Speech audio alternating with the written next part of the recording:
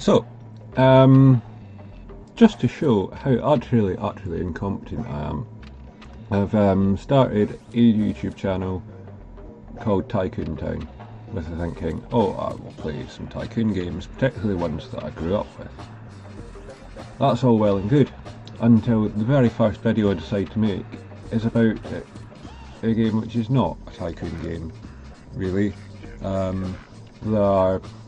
There is a certain amount of management to it, but not enough to be called a Tycoon game. So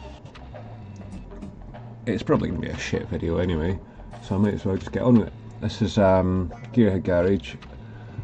It was released in 1999. I discovered it a few years after that. It's one of the first games that I remember being properly into. So as you can see, it's sponsored by Snap-on.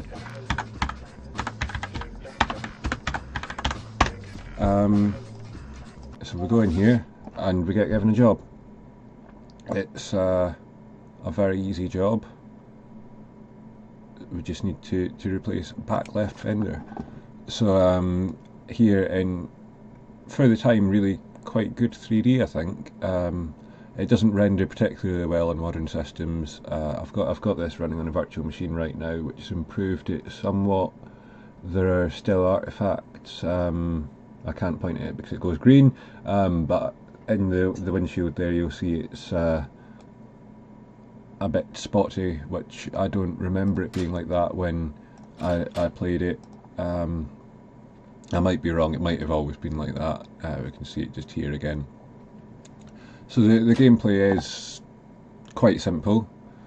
So we can look at different parts here. We can only look at the body at the moment because this is the first mission, and you can only look at parts that you need to be working on in the jobs. So we just take the broken parts off, we repair the broken parts, and then we stick the broken parts back on, no longer broken. I really wish it was that easy on real cars to fix things. If I just sort of vaguely thought repair and I didn't have a dent anymore. So yeah, same thing again. We've got the amount of money that we'll get here. It builds up remarkably fast. So again, you just take the parts off, repair the parts. The first few missions do try and tutorialise you a bit. Of course, I've been playing this game for about 15 years on and off, so I think I know what I'm doing. I think. You'll see in a little bit that it can get somewhat daunting. Not so much in these early missions. Interestingly, these early missions are actually, so these are predetermined. They're written by people. They're the same every single time. I have played these missions hundreds of times. Whereas later on in the game, originally it used to be possible to completely run out of jobs to do, and you could only progress further by buying your own cars, repairing them, selling them. Which, of course, if you are stupid, it's entirely possible to completely run out of money doing that, and you can then not. You need to start again right at the start with no money, no only limited cars available. However, in the Service Pack 1 update, which I think is what I'm playing right now, I only installed it about 20 minutes ago and I've still already forgotten. So back to the game I'm currently playing, you can see this job requires us to work on the engine. So we just have a look here, we can see all the parts, we can do show condition, and we can see right away, yep, his air filter is gubbed. So we just take it off. There's a bolt on a lot of the engine suspension parts rather than just being click and it comes off. It will cost us $3.73 to fix up this air filter. Yes, I don't know how you're repairing an air filter because they're made out of paper, but okay. So there we go, that's us done that. You think it might have started motor? Okay. Quite often the job description will actually tell you what's wrong, though further on in the game, as in 2 or 3 missions from now I believe, they start telling you what's wrong but also miss things out, so there are other problems that you need to fix. Blah blah blah blah. So sometimes a car will turn up and you'll notice it doesn't have the assembled text at the top there, so there are parts missing. So we can either buy parts from the catalogue, where we can have all of the parts that will fit this car, so body, engine, running gear, all that, or we can go and have a look in the junkyard, which doesn't have all of the parts and they're usually already damaged. You'll occasionally get a good one like this, but it's considerably cheaper, but unfortunately there's no windscreens just now. So if we go and buy a windscreen,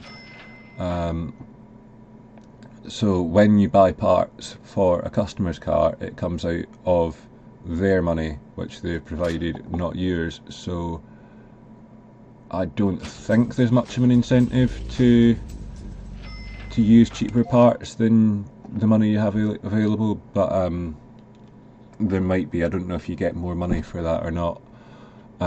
This is apparently a job with a medium difficulty. He's missing a wheel. It's not the end of the world. I think it might be the end of the world in real life, but it's not here. So we're missing the front right wheel, so first things first, have a look. Back right, front left, back left. Oh, you'll find that quite often. I think it knows what parts you need and deliberately doesn't have them. So we're not going to be able to get that from the junkyard, so we're going to have to go to the catalogue and buy that. So front right wheel, I don't know why he's given us so much money, to be honest, because we just bought a brand new wheel and it wasn't that expensive. So this is what I was talking about earlier, if I recall correctly, this mission, so that she's missing an air filter, but I also believe, yep, so we'll see we're missing the air filter, but the cooling fan is also a bit knackered, which apparently stops the engine from running. Apparently not having an air filter stops it from running as well, which in my experience is not really right. Do we have an air filter here? We do not.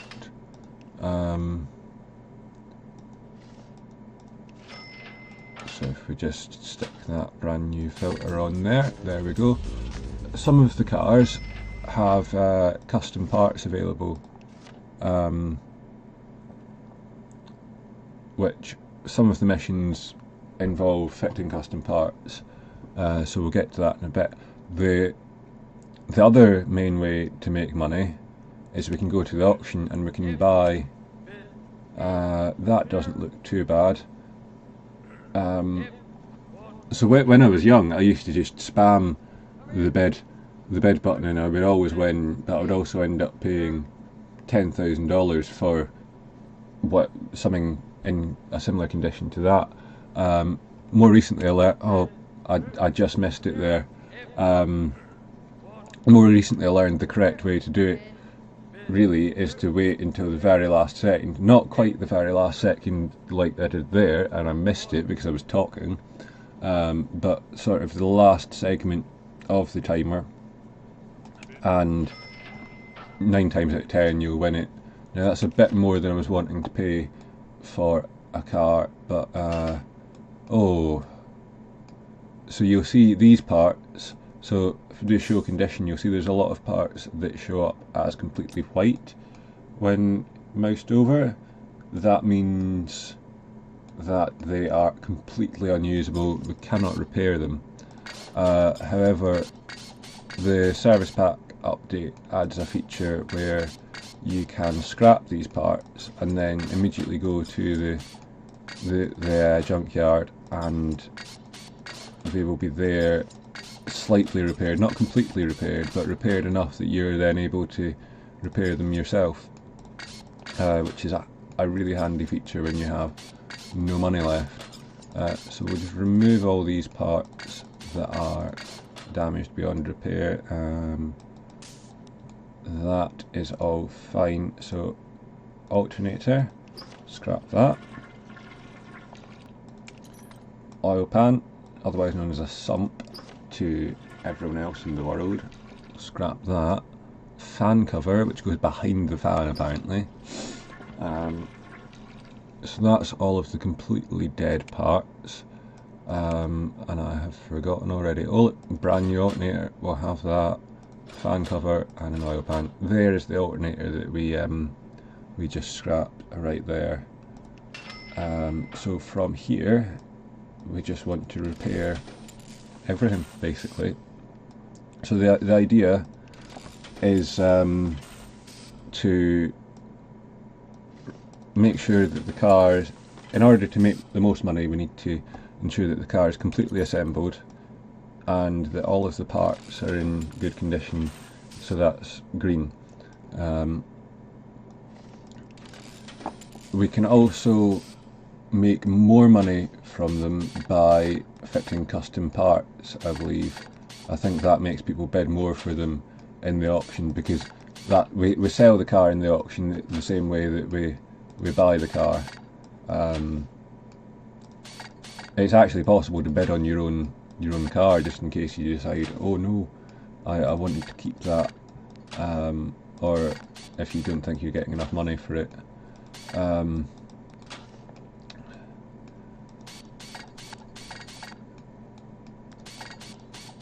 But let's just see how much money we can make from this car. So that's the engine, as you can see. We can start the engine and it runs for a little while. We can take off a completely inconsequential part and it stops running, but it's a game, we'll let it off.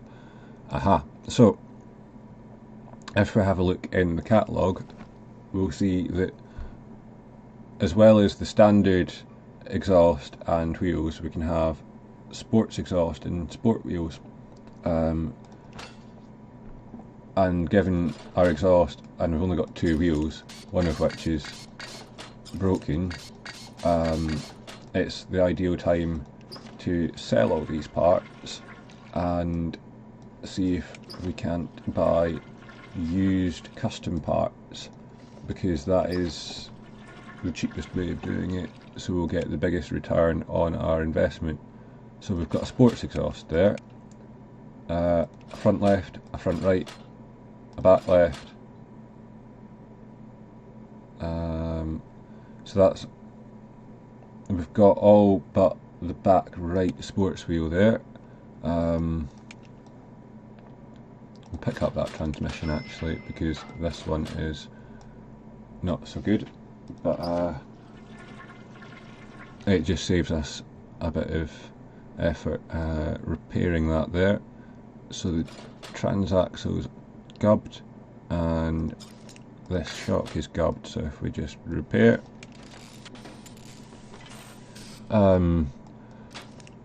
it is a very therapeutic game if you just want to switch off and like still use a little bit of your mind, but just do something fairly mindless for a little while. It can really be quite relaxing until you get some of the custom cars. There used to be a really big modding scene for this game. Some of the custom cars are quite poorly designed or over-designed quite often, so instead of having relatively few parts, so for example the running gear of this car has 1, 2, 3, 4, 5, 6, 7, 8, 9 individual parts. It's not very many. I've seen some custom cars which have upwards of 50 parts for each section, like they will accurately model the entire engine, and it's interesting to see that that's possible in this game, but it's also immensely frustrating if you're just trying to relax and enjoy the game. So we can either, I think we shall have Cosworth hatchback for this, and that means we don't need the trunk. You'll notice a lot of these cars are thinly veiled replicas of real life cars. I believe this is probably based on various 80s or 90s Fords. Nothing in the game is licensed, despite the fact that there are a lot of the cars that are very obviously not even just based on real cars, but are real cars. For example, the Mustang that we had earlier is a one-to-one replica of it. I believe that the file name is all actually Mustang, and yet no license. So it's not a Mustang, it's just a nameless car. None of the cars are referred to by name.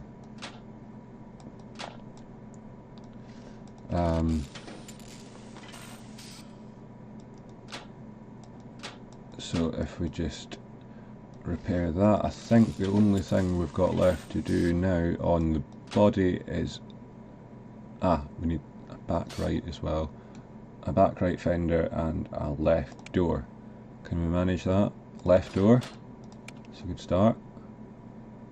Seats, got seats. Back right fender, there we go. So if we just do that, I think as your skill level increases in the game, the amount of stuff that you can find in the junkyard decreases somewhat. So we just took 4 minutes and 8 seconds to do that apparently. Spent a total of $1,100. So here we go, it's now a Cosy replica. What we can also do is we can go to body and we can get paint. So we can either paint freehand, which is going to be a bit difficult I think.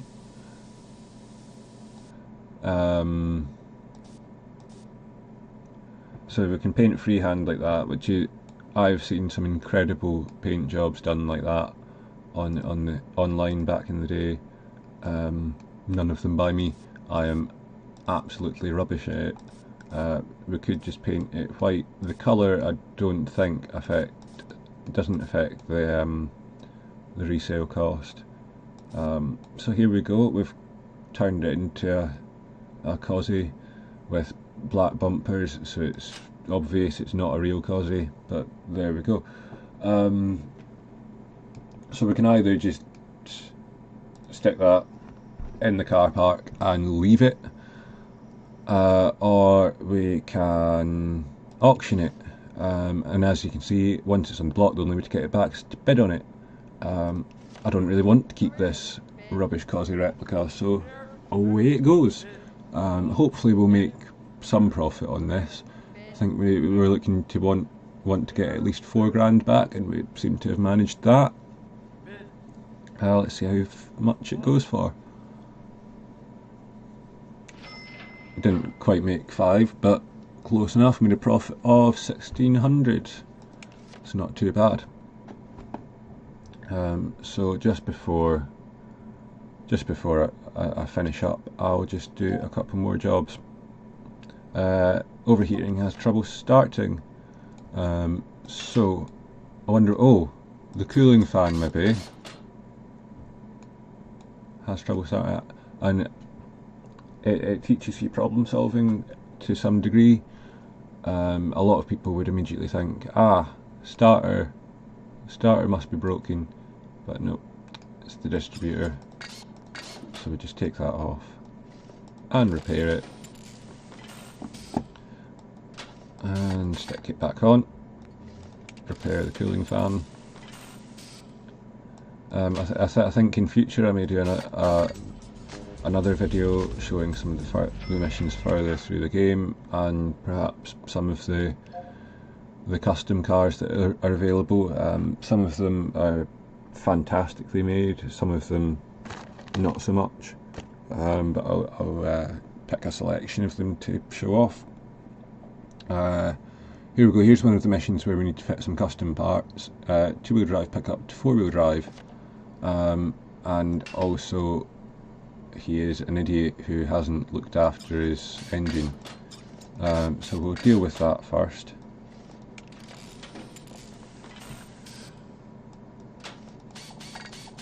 Some of the jobs for fitting custom parts, it'll come in the parts that are damaged, that they're wanting replaced with custom parts, and you get to keep any parts that you remove. So I find trying to repair the broken parts, even if they don't want them repaired, works out quite well for you, because it means that you have a stock of parts that you can use to repair your own cars in future.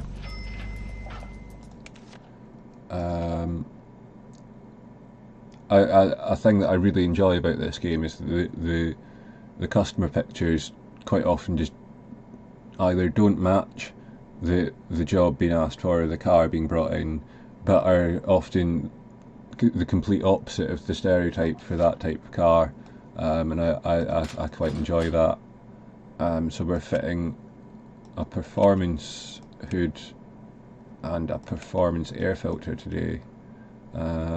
None of the hoods, but we do have an air filter, so that just leaves us to get a performance hood. There does appear to be two different versions of the Mustang in the game.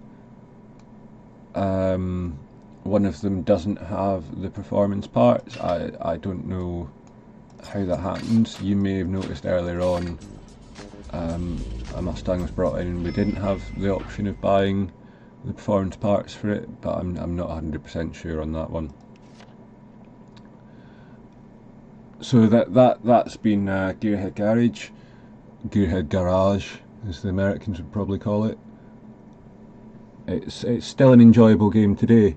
It doesn't run so well on modern computers. It struggles with Windows XP, to be honest. It's from 1999. Windows XP didn't exist yet. I'm running it on Windows 2000 with the Windows XP compatibility patch. The stability seems okay. It actually seems better than I remember it back in the day, because I played this on Windows XP on a laptop with a square screen. Just showing my age there.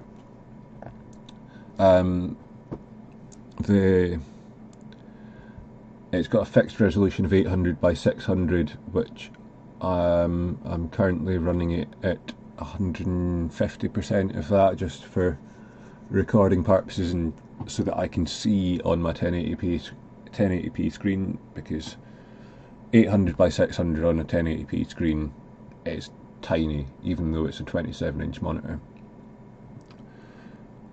So, like I say, if this does well at all, I'll make another one showing off some more missions and maybe a couple of custom cars too. But for now, I shall leave you to it.